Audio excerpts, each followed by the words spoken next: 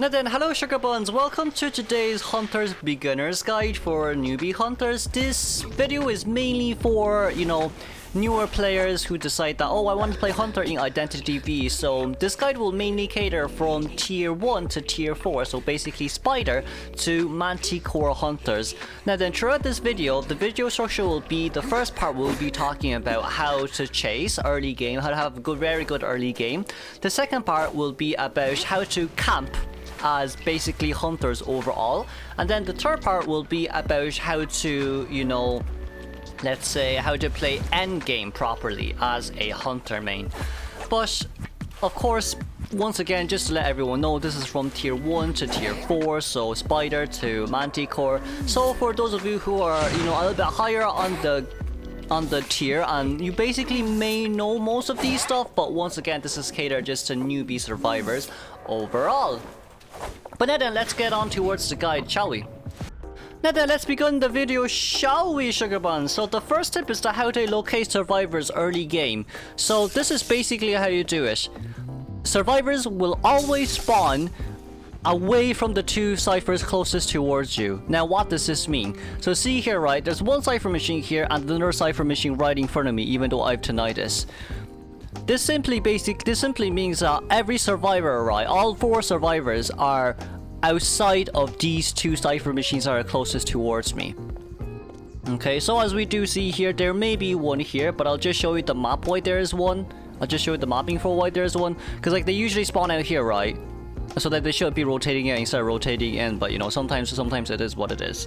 But back to the main point. So this cipher machine is the first closest to me, and this cipher machine is the second closest to me. So all other 4 survivors spawn outside of these 2 cipher machines. So let's teleport towards factory first. There should always be someone in factory, and then there would be someone in middle as well, since it's far away from me.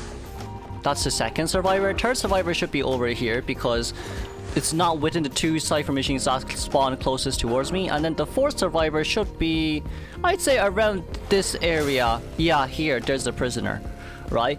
If you don't believe me, let's move on towards Red Church. Let's move on towards Red Church, and I'll basically show you the same concept again. Now then, here we are in Red Church. Which 2 are the 2 closest cipher machines towards me? So it's this one here in Red Carpet or Reception near the exit gate, whatever you want to call it. And the second one is actually closely towards this corner. So what does this mean? Survivor spawns outside of these 2 closest cipher machines, right? So there should be one in Graveyard, as we do see here as well. There should be one in Middle. See? And then there should be one over there. There we go, and there should be one in Shack. So once again, what is the pattern? What is the pattern? The pattern is that we spawned here, right? And it's and like survivors will always spawn outside of the 2 closest cipher machine in where you spawn, so which is here and here. Don't believe me? Once again, let's move on towards hospital. Now then, here we are in hospital. Now which 2 are the 2 closest cipher machines? So it's this one here and the other one in statue. So there should be a survivor in Shack. Hello. And then there should be a survivor there. Hello. And then there should be a survivor in hospital. Hello. So these are 3 survivors already. And there's probably no one here, right? Yeah, there's probably no one here. They're probably here, to be fair. Yeah, they're here, even though it's very close towards you. But like, as you see here as well, it's fairly accurate. It's like 90% of the time accurate. Now, after hospital, let's go to Lakeside. And then for Lakeside, as we do see here as well, which 2 are the 2 closest cipher machines towards me? The first one is this one here that we're facing. The second one is at the small boat over there. So what does this mean? There's one survivor in middle. As we do see, there's a survivor here. There should be one survivor here. As we do see, there's one survivor here. And there's probably a survivor over there, since it's outside of the vicinity, right? Oh, there isn't? Then they're probably in here. As you do see here as well, right? Like it's like a 75% chance of being able to find a survivor as long as they're outside of the vicinity. Even though that cipher machine is shaking, apparently there is someone here. But it's 75% chance, 75% chance. Now then, let's move on towards Moonlit. Now then in Moonlit, once again, it's the same thing. Which two are the closest cipher machines towards me? So the first one is here, and the second one should be the one over there. So there should be no survivor spawning between this cipher and that cipher. So what does this mean? There should be a survivor on bridge. Oh, we see a survivor here. There should be a survivor like here, if I'm not wrong. Oh, there's no one here. If there's no one here, then they're probably in two-story. Yeah, we just got tinnitus. And then there should be someone like here, as we do see. I'm probably here for some odd reason, because it just depends on the way they rotate, right? But like, once again, main thing here is survivors will always spawn away from the two cipher machines that spawns closest towards you. Then let's switch once again to Leo's. Just 2-3 more maps left, and then we'll move on towards the second tip. Now then, here we are at Leo's memory. So which two are the closest cipher machines? So it's that one there and that one here. So there should be a survivor over there. So they spawn outside of the two closest cipher machine. We've that there.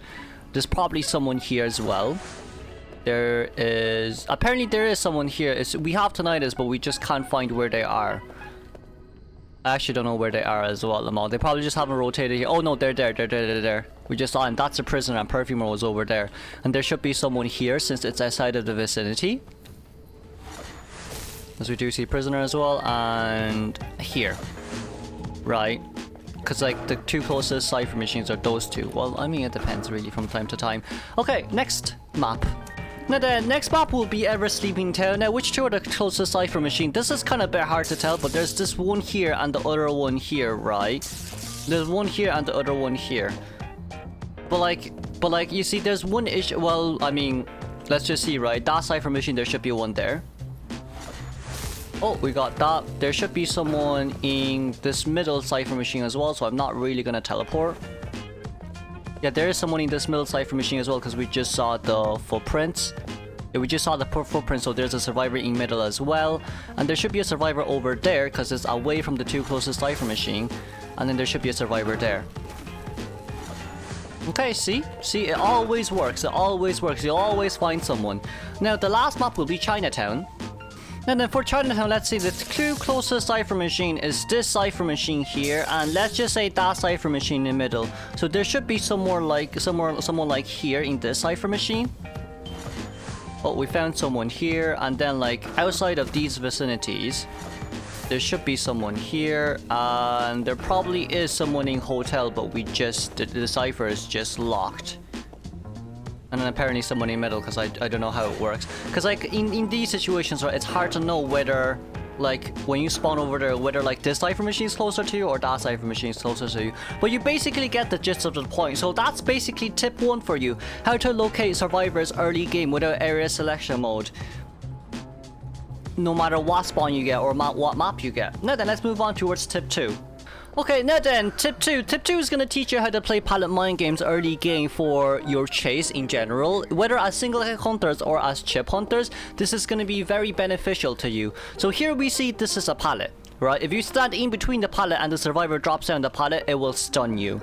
So we want to prevent that. But a lot of low tier survivors will actually pallet camp. They'll stand behind the pallet and they will try stun you when you walk through. So how do we bait survivors onto putting the pallet down and hit them? Well, the one way that we all know is we just stand here and do a basic attack and see if they will put the pallet down or not. Now, is this effective? In a way, yes, it is, but usually survivors will not put down, you know, pallets because of that. The second way is, if you're a hunter that has lawn attack animation, you can basically attack and then walk past the pallet. Is this effective? Yes, this is much more effective than just standing like behind the pallet and doing one basic normal attack. But what is actually the most effective way is you pretend you're gonna go in and then you move out. So for example, oh, there's someone behind that pallet, I'm gonna do that. So you walk like a little bit in towards the pallet here and then you move back, so then you won't get hit. Because like sometimes the survivors doesn't like react fast enough. And you know, this is basically human reaction. These aren't bots. Now then, I'll give you also an in-game example of how this is done.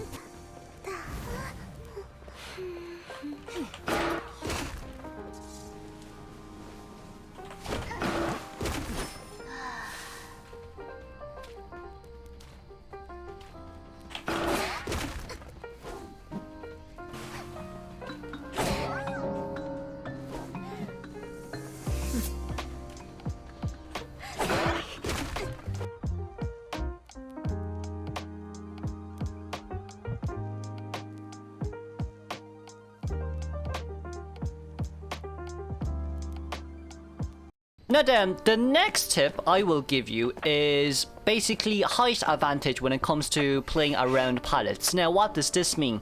This tip will mainly work for hunters who are tall, such as Hermit and Night Watch, etc, etc. Now what is height advantage? Height advantage is basically if you're gonna walk towards a pallet like this, right, and you want to know if the survivor is behind it or not, you basically do that. Right, you can see the survivor, well, I mean, Merc's hair is quite big as well, but you can basically see the survivor behind like that. Now, let's get the mercenary to actually hide behind this pallet over here. This pallet over here. Right, so mercenary is gonna go hide behind that pallet, pretending that he wants the pallet stun. What we're gonna do is we're gonna look up.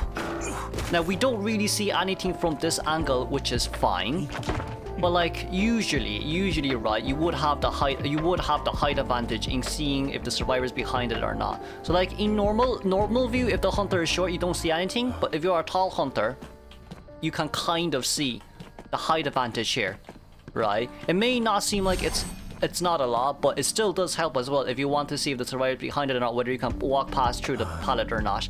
Now, one of the best examples that we can show you is like through this pallet here. This pallet is a great example. This pallet here, right? Because like you can basically see the survivor if they're hiding behind this area or not if you're a tall hunter. But then like if you're a short hunter, this is basically what you see. If you're a tall hunter, you can kind of have a glimpse. To see, are they here or not? Can I walk past her or not? Etc, etc. But yeah, that's basically a height advantage when it comes to like different types of hunters. In a nutshell, there's nothing we can do when it comes to short hunters. This mainly benefits tall hunters. So that's that for this tip. Basically, if you want to know if a survivor is hiding in a locker or not, right, without opening the locker, this tip, it's pretty easy to grasp. So you just go near the locker and then you listen, right? I'm gonna shut up here.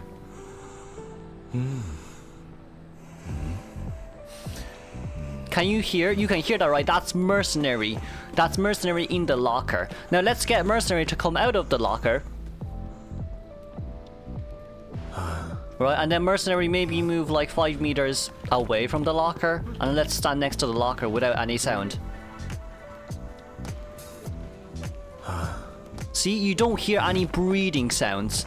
You don't really hear any breathing sounds. So like, in a nutshell, that's kind of how you know if there's a survivor in the locker or not without you know, basically opening the lockers, which is fairly important as well.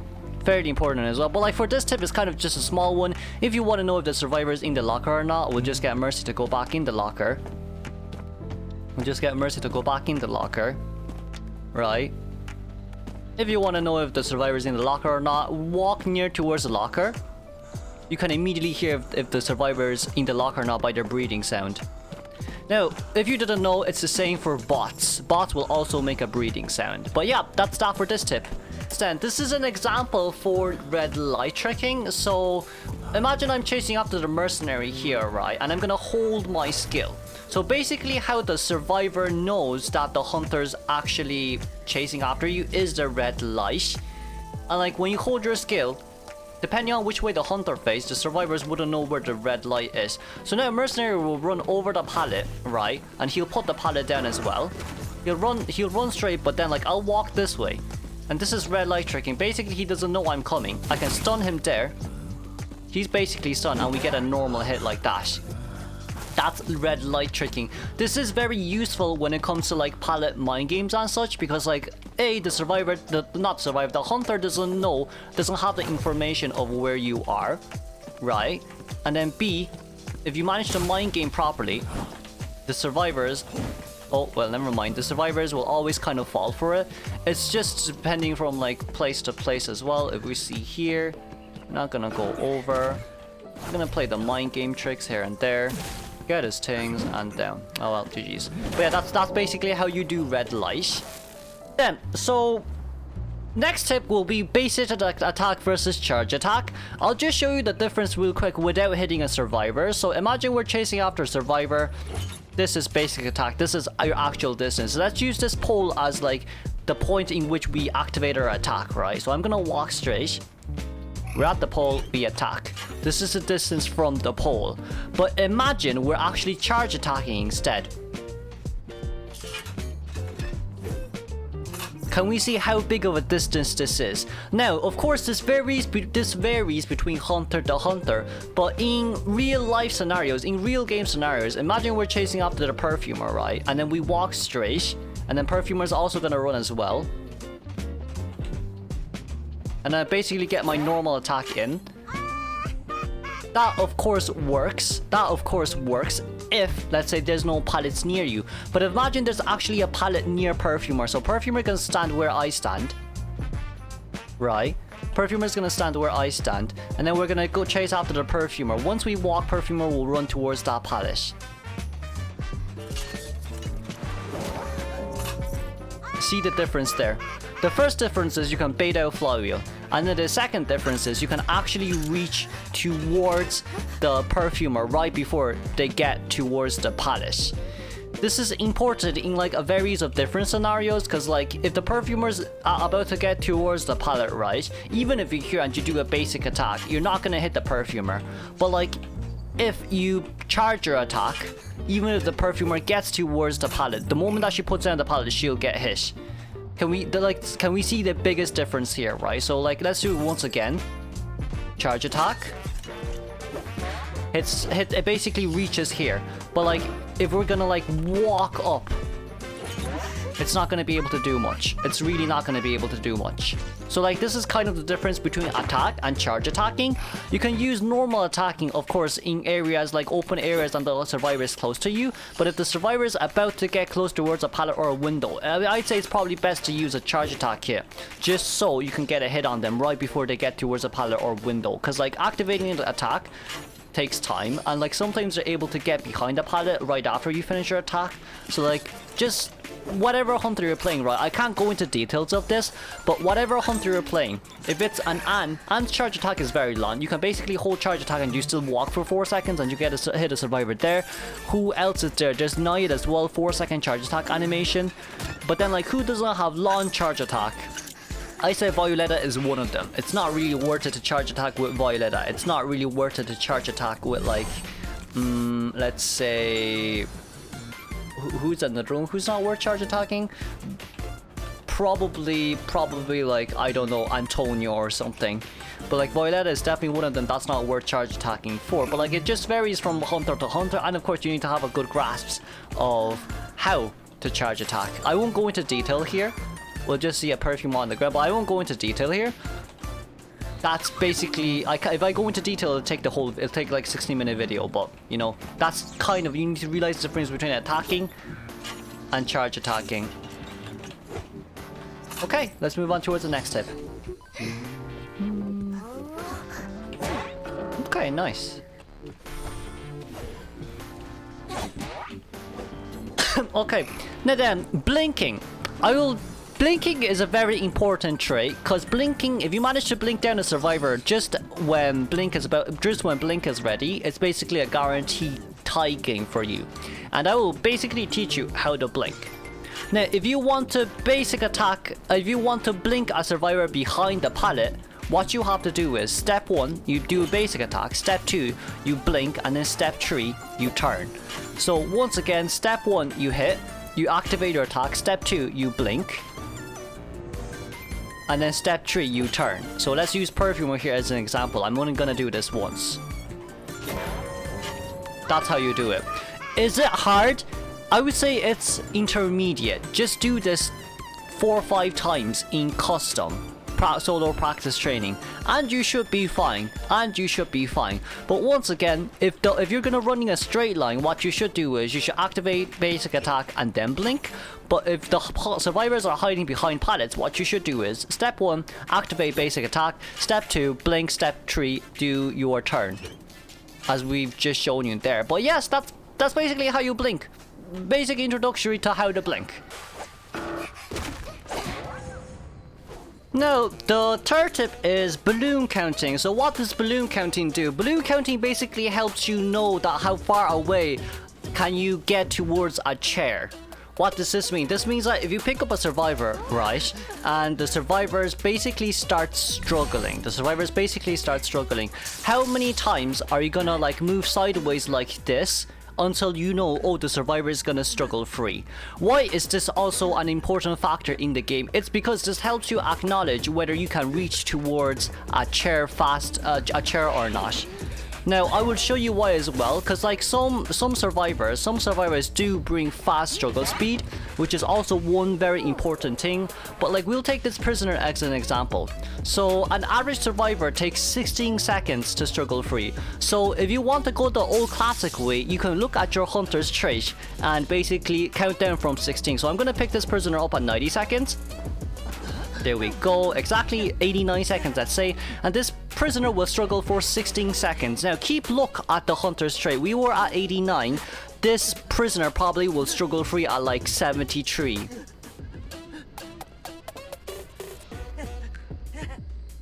There we go, from 69 to 73. This is perfectly 16 seconds. Now, why is this important? It's important just so you know, basically like, oh, how fast can I get to the chair on time? But also, some people may not like to do this because like your trade skill, whether you're playing on PC or mobile, you prefer to look towards the direction in where the chair is, and you would prefer to see if there's actually any harassers nearby, so then they won't get the, you know, balloon rescue for free. Which is why the second way to do it is counting how many times you turn diagonally when you walk. So let's see here, right? Let's just see here real quick. So the basic survivors, every survivor can struggle 5 times, and on a 6th struggle they will struggle free. So I'll show you here. We'll walk around. Oh, wait a second, turn that on. We'll walk around. So 1, okay, that's 1 struggle because we walk sideways. 2, that's 2 struggles. 3, 4, 5, and this is their 6th struggle. That's number 6 right there. Right, we'll show it to you again. Okay, my bad, that one just stopped struggling, so we'll do it again. Right, we'll do it again just to get the logistics of it. So AI control is on, we're gonna pick him up. So it's 6 struggles, and then it's 5 struggles, and on the 6th one they'll struggle free. So let's see here. 1, because they move sideways, that's 1. 2, that's number 2. 3, that's number 3. 4, that's number 4. 5, that's number 5, and this is basically your 6, right? So like on average it's 5, and then like after 5 they'll struggle free. So kind of just giving you the logistics of that. Now then, how will this benefit you in certain situations? So let's see, right? So there's 2 chairs here. So this is basically helpful to you in knowing that, oh, whether you have enough distance to reach towards the chair or not. So there's 1 chair here and another chair over there. And imagine there's actually a survivor decoding the cipher machine. You, as a hunterman, you would want to chair the survivor near someone who's decoding a cipher machine. So what you will do is you'll pick up the survivors and you'll start walking towards that chair. Right? So it's gonna be 1, okay. 2, okay. And see, no problem at all putting the survivors here. So 2, no problems at all putting the survivors here. Only took 2 struggles. You know this yourself as well. But like, what if on the other hand, like survivors actually down somewhere further away? Okay, now then, so what if the survivor down here, but you want to actually chair near the bridge? You pick the survivor up, and then you start counting while walking over there. So that's 1. That's 2. That's 3. That's 4, and then you can successfully chair. Now, on the occasion in which some survivors will bring fast struggle, in some occasions, right, what they will do is they will struggle a little bit faster. So instead of 1, 2, 3, 4, it'll be like 1, 2, 3, 4. Like, it'll be a little bit of a faster momentum compared to like everything else.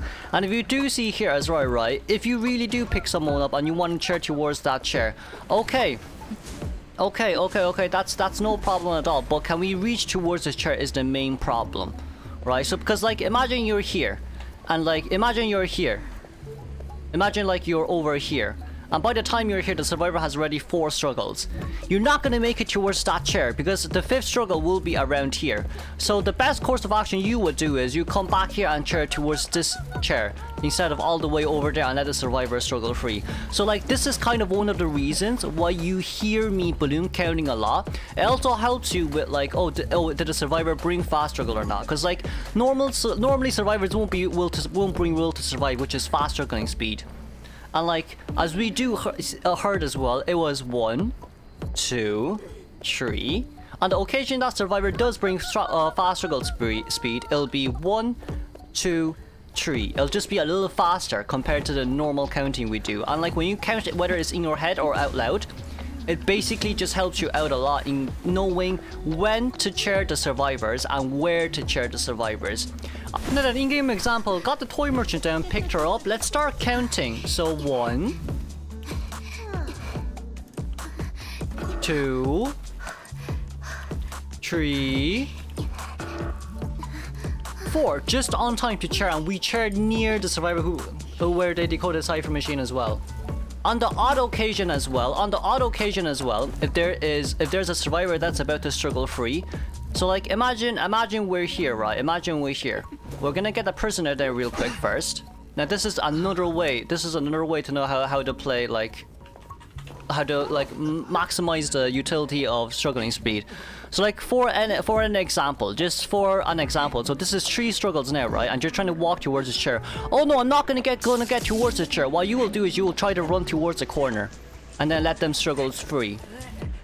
Why is this important, right? Because like by the time you think, oh no, I'm not going to be able to chair the survivor at all, what you will want to do is you want to pull the survivor towards a corner or towards somewhere where there is basically no area to contain with, and the moment they struggle down, they won't be able to run far away. See, there's nothing here for them to contain in, so you can immediately dash towards them or use your skill towards them.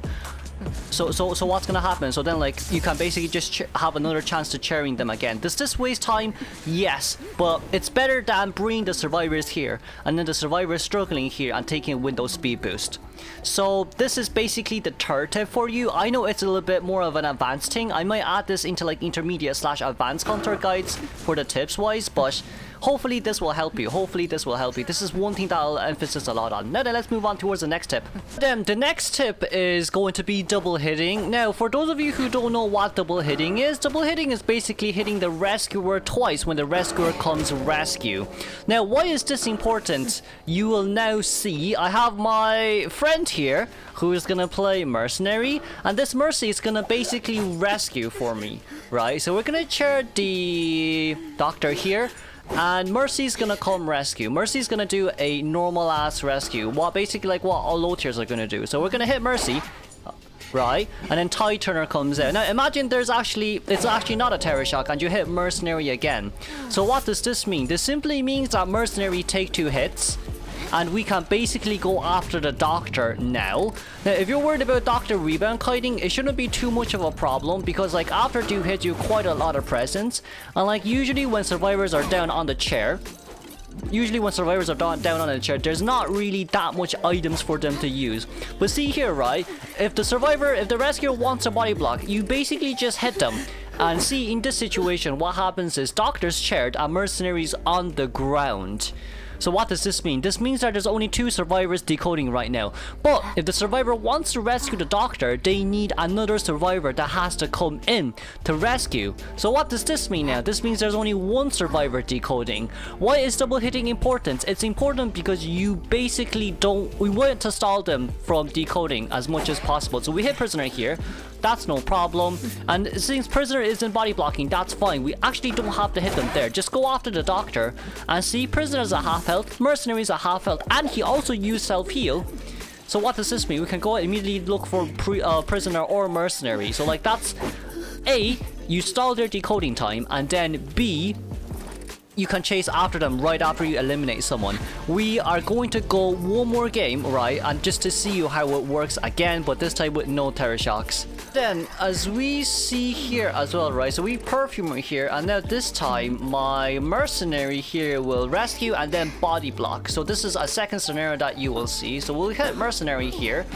Mercy will rescue, and Mercy here will go along with Perfumer to body block. So they're both gonna vault over Dash, that's no problem. Mercenary is still trying to body block, right? In this situation, don't just go after Perfumer, go after Mercy as well. Go after Mercy, don't ever fight, go after Mercenary as well. Now, Mercenary took 2 hits. Right? If Mercenary still wants a body block, that's no problem. We wait for Tide Turner to end. Since you still do have your skill as well, during this time you can just either blink in or use your mirror if you're Mary. And like in this scenario, right? Even if your rescuer do body block you, the rescuer will down first, so that's one less person decoding. And you can get the one who's on chair down as well, just on time, because you know, it's tier 1 hunter, you basically will have your, you know, items slash abilities to use. So like, it shouldn't be too hard for you, especially in lower tiers to, you know, get a survivor down if they want to body block. And like in low mid tier, they would want to body block as much as possible, right? So here, once again, in the scenario, what is happening? There's 2 survivors out there. One is coming in to rescue, one's on the ground, and one's decoding. So there's only 1 survivor decoding out of 3 survivors decoding, compared to when they don't body block. Like in this scenario here as well, it's gonna be the Mercenary here wanting to body block again, but okay, he doesn't want to body block. Like sometimes you shouldn't overcommit, sometimes you really shouldn't overcommit. You should know your values and see where this Perfumer is right now. I don't know, I kind of lost her, but yeah, this is also one of the problems with overcommitting in situations like these. You lose your target and it's basically not good for you. So, you know, have a good realization of like, okay, when should I try double hit, when should I try not to double hit. But if you do manage to get the double hit, it benefits you greatly to a huge extent in game, whether it's mid game or end game.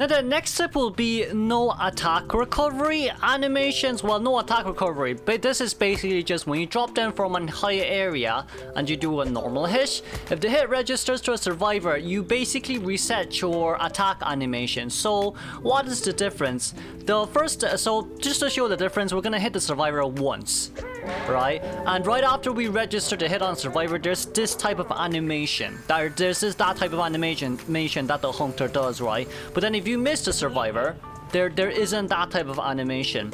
Now, when you do a drop down hit, i.e. you drop down from a high place and then when you just about to land, you hit a survivor, that's when you can hit twice. So we see doctors here. We're gonna drop down but hit midair and then we can hit again just to show you why it works. Now I'm on my mobile, so this may be a little bit annoying for me, but we're gonna drop down, we're gonna do a basic hit like that. There's no attack recovery and an immediate hit right here. This is kind of like a small introductory to basement, but this is not only applied to basement. Let's see how we can pair this up in 2 story areas with blink and such. Now then, we're gonna get Doctor to, well, I'm gonna get myself to jump down here because this is my alt account. The survivor here is my alt account. We're gonna get a Doctor to jump down here slowly. And on our Hunter's POV side, right, we're gonna blink, hit midair, and then we should be able to hit again. So just to show you, Doctor's gonna jump. I'm gonna do this. We hit Doctor, no attack recovery, and that's an immediate double hit right there. Of course, you don't have to hit the moment that Doctor blinks out. You can wait until Doctor like drops a little bit further and then blink out and hit. That also is about the same thing. But that is the tip for no attack recovery animation when you pair up with blink or just basement in general. We'll go into a little bit further detail in the intermediate hunter guide, but for beginner guide, this is more than enough. Now the next tip is how to locate survivors after you finish your camping. The way we do this usually is, right, this can happen like early, mid to late game, but it's shaky ciphers. And as you can see on our screen, see how that middle cipher is shaking? That means there's a survivor decoding on it. But when the ciphers shake, ciphers usually shake right after, you know, 30% after like when the decoding progress reaches 30%. But like if you want to see the clearest difference, see this cipher? It's not shaking because no one's decoding on it. See that cipher? There's someone decoding on it for sure because it's shaking so hard. We can see over there as well, the direction we're looking at, how much that Cypher is shaking overall. And then over there is the third survivor shaking the Cypher. That's like around 50% decoding progress, and that one there was just done. But then like if we blink in a little bit here, as we do see as well, right, you by technicality see that the Cypher machine was being decoded here. See this? Yeah, it was being decoded. And then like there's also someone over there as well. Let's just tap F1, increase our presence real quick. And then we can throw the chisel out just to see, right? Oh, there's definitely someone here, no problem. Where is the other guy? Well, they just finished their Cypher machine, but see, the Cypher machine is still shaking. There's someone in there. So that's kind of how you locate survivors right after chair camp, but you can still do this early, late, mid-game whenever you want to. But yeah, that's that for shaky Cyphers. Then, how to play endgame will be our last tip for today. I believe I'll probably put this everywhere in all my guides, but here we see that this is one of my stream highlights, right? So I've chaired Cowboy, but this is Cowboy's first chair with 2 Cypher machines remaining. Now, by the time this has happened, what you will probably think is it's a game lost, but the way we play endgame is we want to keep changing targets as much as possible. So what is endgame to us? Endgame to us is we want the survivors to we want to double down survivors, we want the survivors to consume their items, we want survivors to self-heal, so then they've nothing endgame, which makes it easier for us to play endgame, especially if you're playing fast chase hunters like me right now. See here, I have currently down first officer, but it was actually Cowboy who has been chaired. But instead, what we are doing right now is we're trying to pick up some rocket parts, and then we're not hitting Eng in that scenario because Eng can definitely stun us down. But see what I'm gonna do here. What I'm gonna do here is I am going to most likely immediately look for Eng, get Eng to half health, and teleport to Cowboy.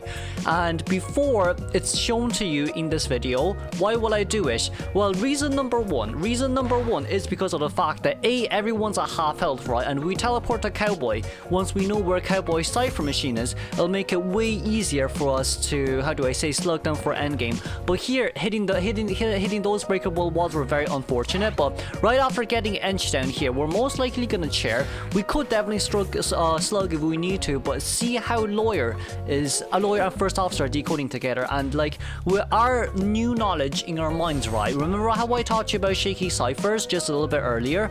Right here, we're gonna go for First Officer. So First Officer goes down, we see shaky Cyphers, that's where Cowboy is because we know where Lawyer is. So we teleport towards Cowboy here. Cowboy vaults that pallet, no problem, we'll break the pallet.